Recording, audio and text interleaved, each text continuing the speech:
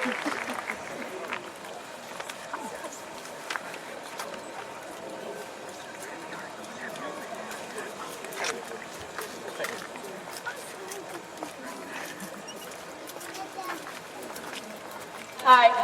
my name is Morrissey, and I am this year's Valedictorian. It has been a long and at times stressful road for me to get to this point, and I know many of you can relate. I remember one night in particular when I was at a football game typing the finishing touches of my extended essay in order to meet the midnight due date. For those of you who aren't familiar with the extended essay, it's exactly what it sounds like, a really, really long essay. Anyway, one of my friends who saw me working told me that the fact that I was doing schoolwork at a football game was why I was going to be valedictorian. I pointed out that if I was being truly responsible, I would have finished my work long before. Somehow, despite all this, I have been named valedictorian of my graduating class, and let me just say, I feel so incredibly honored and blessed to represent MHS's class of 2016 in this capacity.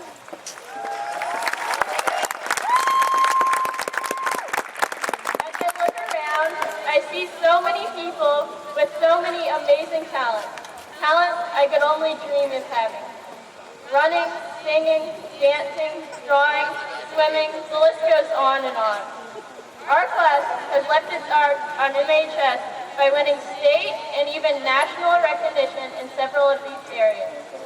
We have truly gone above and beyond our school's motto, be somebody, as our successes have allowed us to make a name for ourselves. Our talents have defined our identity. But what is one's identity really? What is it that defines who we are? In my math class this past year, we read a book that had quite a simple way of describing mathematical terms. It is what it does. I believe the same rule applies to some extent to defining our identity, but I would modify it to we are what we do with passion. Who we are can be determined by the things we care about and spend a lot of time doing. Of course, for the past 13 years, school and school-related activities have made up a large part, if not the largest part, of our identity. Over the course of these years, one of the first questions anyone new I met would ask me was, where do you go to school? Sometimes this question annoyed me, since when I was not at school, I often didn't want to think about school. But when I really thought about it, I realized what an important piece of information where you go to school actually is. For the past 13 years, we have spent 7 hours in school each day for somewhere around 180 days each year. This is nearly half our waking hours spent at school for nearly half the days in our year. That's not even to mention the time we spent doing extracurricular activities or homework. We spent an enormous amount of time at school, so much that it has become a significant piece of our identity. Thus the question, where do you go to school, is not just a lame attempt at making conversation, it's an inquiry into who we are.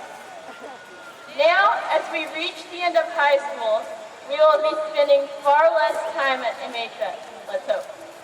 This means a large void will be left in our identities in the place where MHS student used to be.